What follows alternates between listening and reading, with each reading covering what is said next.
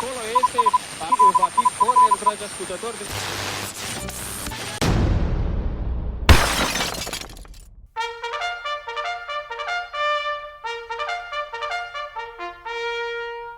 Ladies and gentlemen, welcome back to It Ain't Broke and our mini Italian horror season. I'm joined by Duncan Rule. Hello. And we're continuing, we're going to talk about Bruno Mattei's 1984 film, Rat's Night of Terror. That's kind of a favourite of ours, isn't it? Yes, we've enjoyed this many times. Peak over the Mattei, years. this one. Yeah, absolutely. This is his Citizen Kane. Yeah, really. for sure. It exhibits all of his classic traits of just incredible boredom and total nonsense.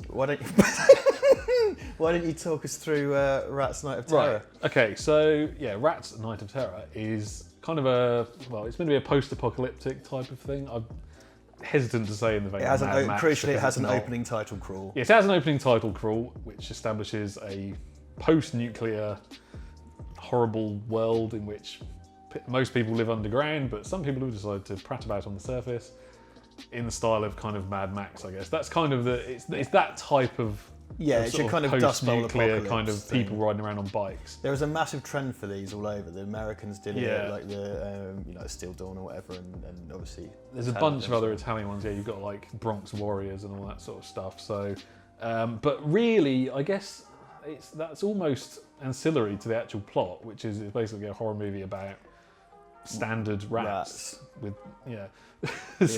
so yeah, it's set in this sort of post-nuclear future, but that's kind of it doesn't really play into it at all. So it begins with an opening crawl where you see them sort of riding around on bikes and these cool vehicles in the desert.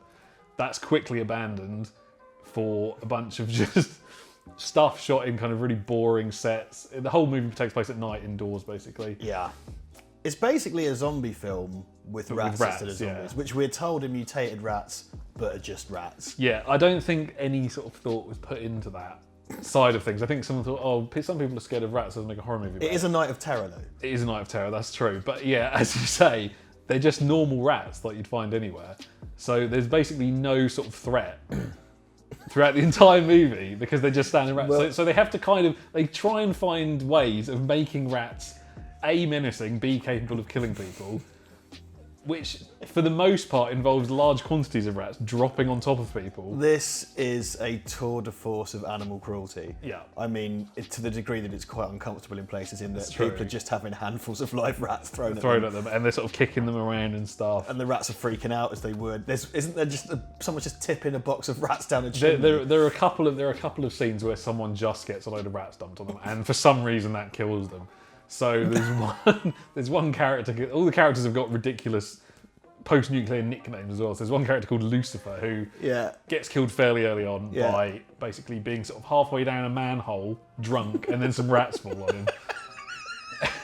And then another character gets killed again by a bunch of rats dropping out. Well, you see rats. So they find this kind of abandoned building, which it turns out has a kind of basement, which some people were doing some sciencey stuff to try and grow. There's a big computer and a hydroponics lab, and it seems like they were trying to do a kind of Noah's Ark save the world type situation. But just on a really shit small scale. Yeah. But yeah, part of that whole setup is there's this kind of water purification system, which at one point rats inexplicably start descending down the pipes.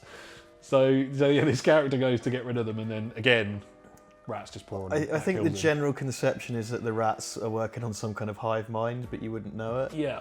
There's a really weird thing in this movie where quite often one character or another will go outside of this building in the streets, and there's just shots of like adjacent buildings, usually sort of 3 floors up, and they're kind of yelling at it, and there's this weird sound playing, and it's implied that like there's rats everywhere, but you never sort of see them, and it doesn't make any sense at all. It's implied that there's rats in that building. It's important to mention at this stage, it is a bit of trivia, but I think it's quite important because the sets are quite large and elaborate. Yeah. The indoors and the outdoors as well. Rat's Night of Terror was filmed on the same sets outside of Rome that were used for Sergio Leone's Once Upon a Time in America. Okay. So the reason that it's got these really lavish settings is because it was something that was built for a 3-hour you can kind of tell that looking at it, can't you? But they're lavish settings that are really underutilized because it's just black the entire time. Yeah, because it's nighttime. They're not particularly dressed.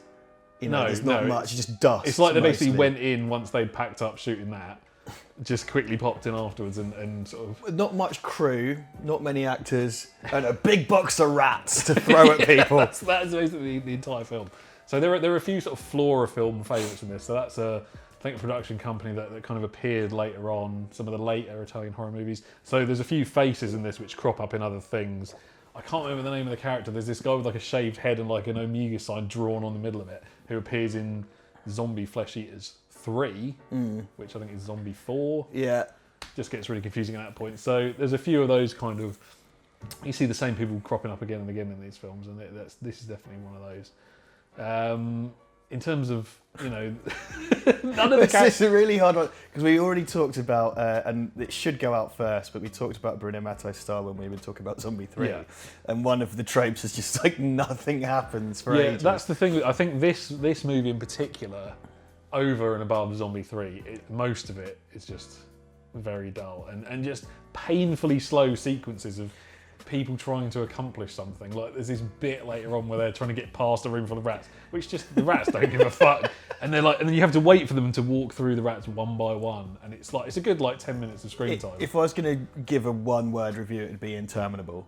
Yeah, because what Duncan was referring to earlier, something we discussed before, is that so they're using real rats to establish the threat, and there's one bit where supposedly the rats are closing in on the main characters and they have a burning torch, and it's him going like, no, get away from me with the torch. And they're just normal rats. Yeah, so they're just that's the fundamental problem with this movie, is they couldn't get normal rats to cooperate. Well, of course so not. So most of the time, these people are reacting in horror to like the state of things, and these rats, but the rats just don't give a shit. They're just minding their own, yeah. When they go down into the basement and they turn around to leave, and it's like, the stairs are infested with rats, and it pans over, and there's just each step has got like a few rats on it, just kind of minding their own business, which for some reason means they can't leave. They can't. Yeah, there's loads of stuff like that. They're really reacting to stuff that's not. There's no real threat. That's exactly it. And they're supposed to be closing in on them, but you can't really tell. Yeah, because they're never doing it. Because they're never sniffing around. I couldn't be. I couldn't be fucked to rewind it, right? But there's a bit where there's a rat on the bar, and one of the characters throws something at him. He slides a pint glass down the bar like an old western or something, and it makes the rat go flying off. And it's clearly a real rat. Yeah, I thought so, because I was just like, is that? Oh, because it's one thing when there's like masses of rats being tortured, but when there's one, it's just I don't know. It's more personal. It's a bit more personal, and the rat goes flying. Yeah, I mean, in fairness to the guy, it's a bloody good shot. To be fair, if that was a real... And they probably glued the rat's feet down or something. I don't know, to stop it from moving. Just apply enough force that it goes shooting. Totally flies off. And again, when they're just like... I think it's a fireplace, they definitely just tip loads of rats in. And the poor fucking rats are like freaking out. Yeah, as well they might. There's also a bit where one individual rat gets blasted at close range with a shotgun, which I don't know... I'd have to go back and watch it again. I don't know if it's a real one, but... Given the track record of Italian horror, it wouldn't surprise me. It wouldn't surprise me either, yeah. It's sort of like in Men Behind the Sun when you see that cat being eaten. God, that's horrible, and it's for realsies, and it's just like, Jesus, I'm really uncomfortable. Yeah, but on the lighter side of things, there's a bit where there's a sex scene, and like in, did you know that in the re-release of Terminator 2, they airbrushed out Robert Patrick's nutsack? Because I was told, I haven't seen that. Oh, what, when at the beginning, when he sort of comes out? Yeah, so when he kind of stoops. But in this one, you see his kind of floppy ding dong. Yeah, you do see a sort of silhouetted. Can you describe as a willy? It was definitely, yes. This is an excellent time to use the word willy. I can't think of a better use of the word willy. And he sort of crouches down on this woman and he just smushes his cock against her leg. Yeah, you can tell there were some uncomfortable moments between the actors on this because they're kind of going at it in a sleeping bag, which won't unzip. It's completely pointless. And the guy's going like, I think he says humping, doesn't he? He's like, I can't concentrate with you two humping. Yeah, it's disgusting. They're just doing it in the room with everybody else there. They're just like doing it on the floor. But this does, however, lead to probably the best death scene in the entire film, where post-coitus... I love the word coitus. I love the word rat coitus. crawls inside, the woman's still in the sleeping bag. Yeah. The rat goes inside, and it's implied that the rat makes its way inside of her via a certain orifice. Yeah, well, you've got a choice of two orifices between the legs, and we think we all know which one it is. And I think based on the Evil Dead's with the tree, a rat climbs up her fanny. That's what we're saying. But more importantly, comes out of her mouth. When the rat comes out of her mouth... I know what you're going to say, but carry on. Well, why doesn't it come all the way out? Why does it just chill there and then later on they go back and it's still there? Yeah, it's just sort of like hangs out. It kind of, a little face kind of goes and stops. How did they do that? Well, presumably she just had like half a rat in her mouth. Half a rat in her pushed mouth, it out yeah. with With her the tongue, I tongue, guess. because it just sort of goes like... It just goes, And but knowing it this stops film, there. knowing this film, they cut a rat in half and stitched it up. Yeah, put that in your mouth, love. Go on, sweetheart, I gave it a rinse. Ran it under a cold tap. Run it under a cold tap. It's it's implied to have gone up her fanny basically, or gone up her and comes out her mouth. Yeah. And also there's just, oh my god, you know, it is a great counterpiece to Zombie 3. Definitely. They find one of their friends just standing by the bar. and when they turn him around, his face is all fucked in an effect that's similar to your sort of Italian zombie. Yeah, it's very much that kind of thing, isn't it? That kind of look. And he turns around and then he falls over, and then it turns out he was standing up because he's full of rats. Yeah, like they rip out the back of his jacket, don't they? He's full of rats. So many rats. One of my favourite things in this entire movie, though, the bloke, one of the two guys who gets all the rats dumped on top of him, it's the guy when he's down in the hydroponics place.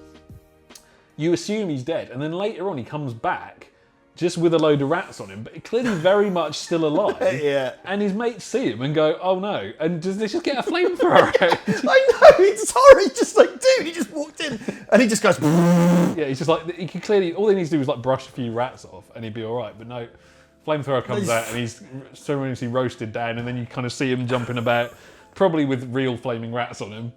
Yeah. That was probably just a homeless guy that they roasted with a little flamethrower. It's just like, mate, calm down. And also when the leader guy's girlfriend she's covered in rats, and he shoots the rats because she thinks she's dead, and they kind of go like, no, she was still alive, why did you shoot her? And he's like, I was aiming for the rats with this shotgun.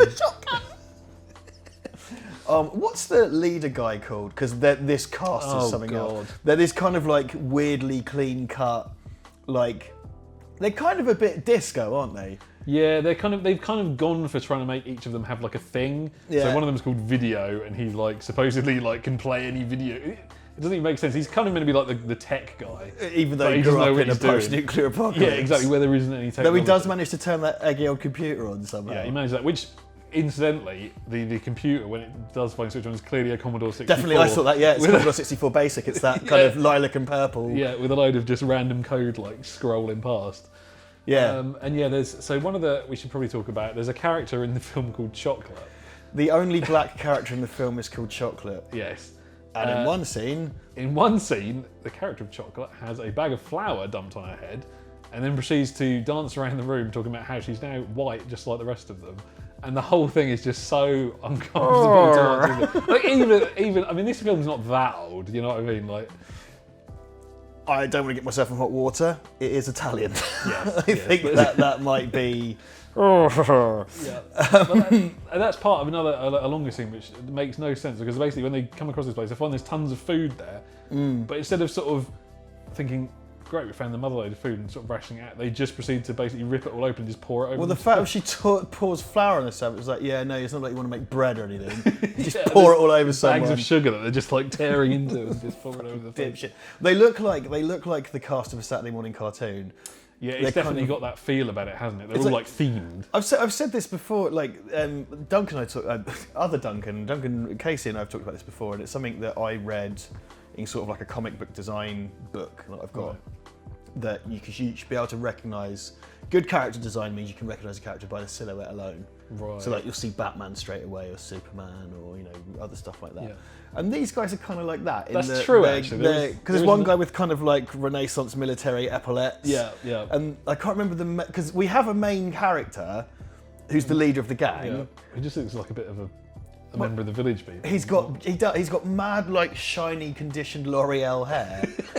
And because I was constantly looking, I do this now since the unpleasantness, but it's just like, look at his hair, shit. But he looks a lot like he's kind of a cross between James Dean in Rebel Without a Cause and or was that Marlon Brando? I can't remember. On screen sarcastic text. And McCready from The Thing. He's a lot like he does look like McCready.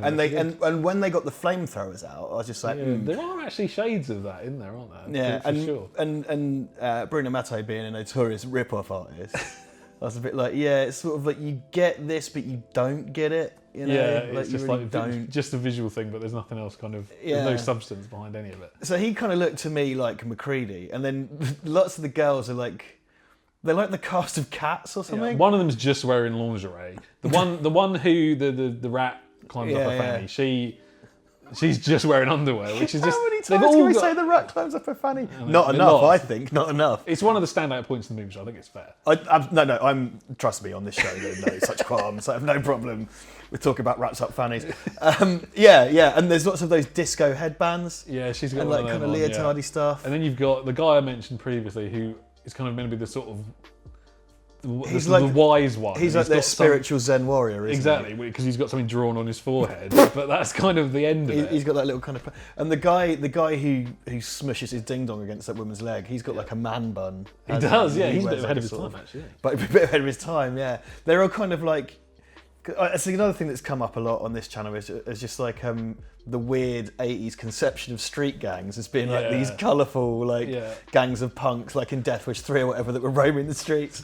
It's kind of like that through this slightly kind of camp Italian lens where they're like that but they're really stylish and they're all kind of spotless. Yeah, with like immaculate hair and stuff. Well, that's the thing. I mean, where have they got all these clothes? Are totally impractical. Where have they got them from? The apocalypse. Like shit, you know, it's the post-nuclear future. I need to find a Napoleon jacket with epaulets on it immediately.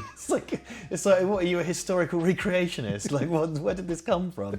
And it's the apocalypse happened in Space Year 2015. We're told. Space Year 2015. Well, it doesn't actually say that, but I like to say that. See, when you said that, you just bought it, right? I bought it because that's exactly it's what the opening calls. Fucking, you know, I mean, like Star Wars pulled it off, right? Yeah. And I said this with Toby, like if Star Wars didn't have the opening crawl, it would still basically work. You'd figure it out, but it's there because it's a feature of, you know, those old serials and things, and then discontinuous storytelling and stuff. Generally, for my money, not always, but generally it's a bad sign when you have to have kind of like, it's the year 4647 and the Squengarian Empire, and it's just like, what is this? But that's the thing. I think the other thing is ultimately for this movie, it doesn't matter. Like the opening text doesn't add anything to the film. Because I think there's lines of dialogue about the war and stuff. Yeah, like now and again they'll sort of vaguely mention. That's enough because it's a proper. Because I think the war's happened in 2015, and is this 200 years after the war? Something like that. Like that, and A.B. after the bomb. After the bomb. There's one society that lives underground, and then I mean that does come into play. Oh, does it? Hold on, I'm going to check the time here. It might be a bit early to talk about the best thing in the film. Sure, okay. We'll hold on for a bit. But yeah, going back to the one thing about the opening text, actually, I don't know what the mechanism for doing those type of things was back in 1984, whatever. But there's quite clearly a shitload of like dust under the bit of celluloid, whatever the text. Like you can see, it's. I don't know how they. I think it involved like reflective paint and glass. I have seen this technique done. But I think it involved painting letters on glass and stuff like that. You can definitely see crap stuck to it. Is what I'm saying. It's fully an optical effect. Yeah, obviously pre-computer shit, and it wouldn't be so bad. But it doesn't need to be there. Well, yeah, exactly. And it kind of when the film starts, you think it's going to be a bit more interesting than it is because it kind of opens up with these sort of stock shots of like what I'm assuming is the Grand Canyon, or it's clearly somewhere in the States. Mountainous or place, like yeah. And then you see them sort of riding around on bikes, and they've got these sort of cool armoured vehicles and stuff. And it's all out in the desert, and it looks like you're in for some sort of, you know, Mad Max. It's the classic cheap film thing where they tease you with like, here's what you could have. And then it's like now we're going to make it really boring. In the same vein as in, you know, Zombie 3, where there's just a lot of just endless, drawn out shots of nothing happening. Interminable. Have you ever seen Starship Troopers 2, Hero of the Federation? I haven't seen Starship Troopers 2, Hero of the Federation. The thing about Starship Troopers 2, Hero of the Federation, is that it's all shot, it's all set in a bunker. Right. It's directed by Phil Tippett, actually, the special effects guy, Phil Tippett. It's all set in a bunker, so, you know, you have this massive kind of bug battle at first, and then it goes inside a bunker and it basically turns into the Thing, and that there's some kind of infesto bug.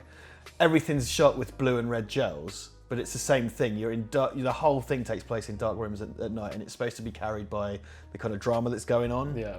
But again, it's just kind of interminable and boring, and this is what this feels like. It gives you all this promise, and then it kind of goes down into this small thing. But back on the subject of the rats themselves and the fact that there is no threat. They at some point during the production they clearly realised these rats aren't playing ball.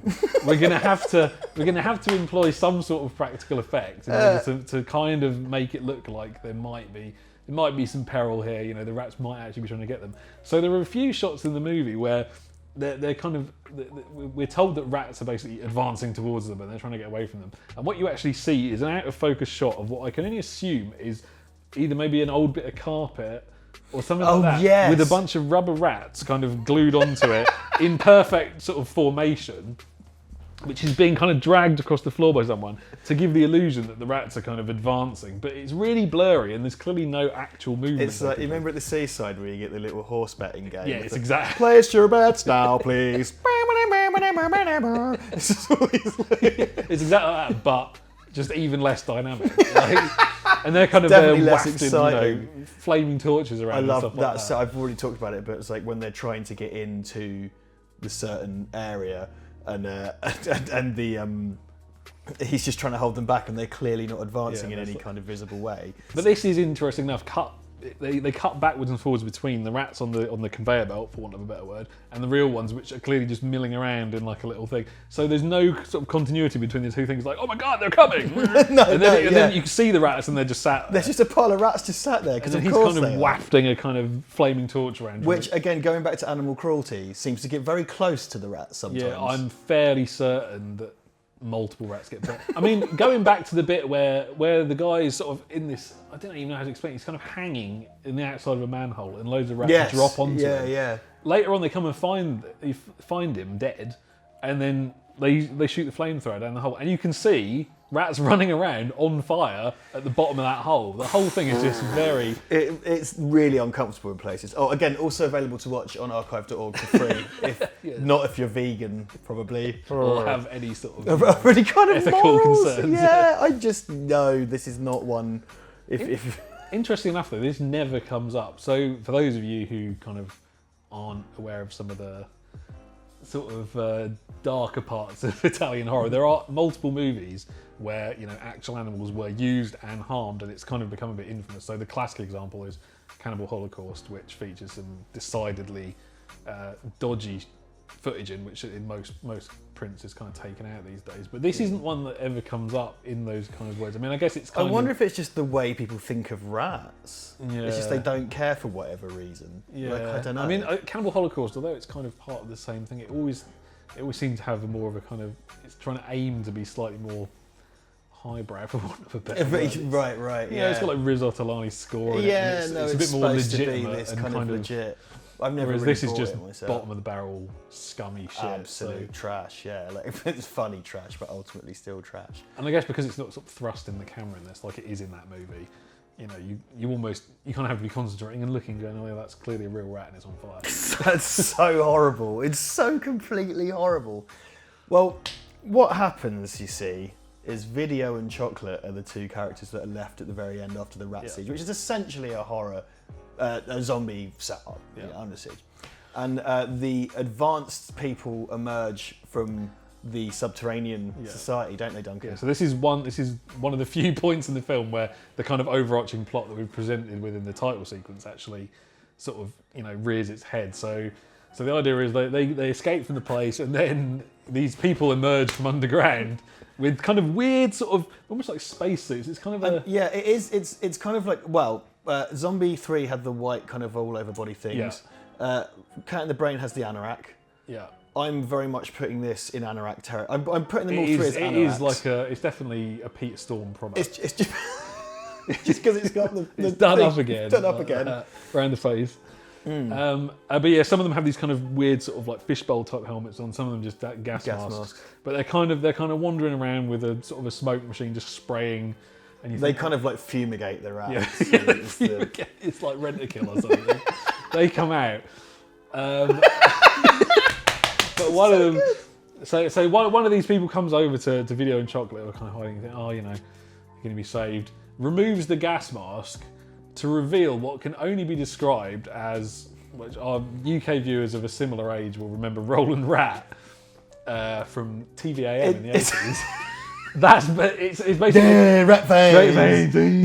It's basically I think it's supposed to be a mutated. It's supposed to be a humanoid rat, like Ratus sapiens or something. It's supposed to be like a human. For some reason, rat. they've evolved underground. Well, they do say, because like the idea, they say like, I mean, it's essentially like Cat from Red Dwarf, isn't it? Yeah. But it's like if you imagine, it's so good. Well, I'll be playing the clip here because it's amazing. Yeah, it's the highlight of the film for sure. It really is. Like the whole film's worth it. Because the first time I watched it, Duncan showed it to me a few years ago, and it was just like when the ending come up. Yeah. Because not only does it look like Roland Rat, it's this kind of rat mask, but it's got real human eyes in it. The eyes are the only bit with any definition. It's kind of just a load of grey fur, But basically. it's like a kind of fuzzy cone, isn't it? Yeah, with these really human-looking eyes peeking And then they out. like move around, and Chocolate goes, ah! And then, I forgot to mention, a lot of the music in this sounds like it's from like Going for Gold. Or like the Krypton Factor. And it does pretty much the same thing as Zombie 3, is that it shows Chocolate screaming, and then it smash cuts to the title over her face, and it plays like 80s game show Going for Gold music, or the Krypton Factor, or like... Yeah, I mean, the ending is worth it. It's one of these movies where you'll watch it, you'll be bored off your ass for most of it, but it is all worth it for that last reveal of the rat guy. I'm gonna retroactively insert a spoiler tag in this just because the ending's the best thing ever. Yeah, it is. I It mean, really is. it still won't detract from it if you know that it's coming, but I think not know. Like the first time I ever saw this, it was an old Vipco DVD again, which I bought. I had no clue, and it was just... well, that's the thing, because I didn't know either. I'd never heard of it, and you showed it to me. I specifically didn't tell you. Genius. That's so good. Because it makes sense. It does actually make sense in the context, because there's a line early on about how all rats have become extinct, which is like, come on, in a nuclear holocaust, don't be dumb. Yeah. But it's like all the rats have become extinct, and they've been living and mutating underground. And we're also told there's an advanced society underground. Yeah. So rat people, I guess. Because the Red Dwarf thing's supposed to have happened over 3 million years, or whatever. But this is 200 years or whatever. So like, it's kind of set up. Well, it is. Yeah. It's just so badly executed. The weird thing about it is, though, it's not made clear if there's actually any threat posed by these rat people. Like, they don't appear to be. Well, they do come and save them ultimately. So maybe they've got it really needs a Rats too. Like that's what's got interesting now. Now I want to see what's going on. I don't imagine you would struggle to get the rights. Were you interested in making your own? Should we do too? that? Should we make get the right? We could probably just do a bootleg one, couldn't we? We just need to cut some Roland Rat masks. That's some old cuddly Roland Rats. Cut the faces off and stick a bit of elastic. You just need a fucking loads of yellow anoraks. Again, like a Beastie Boys video type of thing. Again, yeah. There's a. Is it? I always get this wrong. Is it James Herbert or Frank Herbert who wrote the Rats books? The Rats. I don't know. Because I've got a comic book spin-off of that called The City, and it's about it's after a rat apocalypse, and it's a rat apocalypse. Is that an official term? I think it must be. I can't think of any other way you would phrase it. And this soldier goes into London, into central London after the rat apocalypse to go get his wife back. Right. And one of the twists, more spoilers, one of the twists in that is that because like his kids are dead and his wife's downstairs tending to a baby, and he's like, oh, I don't care whose it is, it doesn't matter. And he takes it off her, and it's a rat-human hybrid, suggesting that she's been raped by rats. It's rats or a large rat man. Well, it's got like a human nose, but it's like a the most distinguishing bit, the nose. I might go photograph it out of the book and pop it into this video. It's about that big, but it's like a pink rat baby. Yeah, see, there's legs to that as well. You see, it's quite similar to Rats. The sequel writes itself. I think they use the weaker material for the actual movie. It's true. Yeah, their kind of preamble to our Rats sequel is where it's at. Yeah, I mean, ultimately, this movie would be better if they'd maybe introduced the rat humans halfway through and run with that. But then that would have probably cost too much money. Rumans or hats? Rumans or hats? I quite like hats just to be difficult. Hats, Night of Terror. That's the sequel. I might call it Hats, Day of Terror. The Dawn of Terror. I mean, in fairness to this, it is a Night of Terror. It is at night. It is, without question, Night of Terror. So, yeah. Much like Starship Troopers 2, Hero of the Federation, I think it should always be Rats, Night of Terror.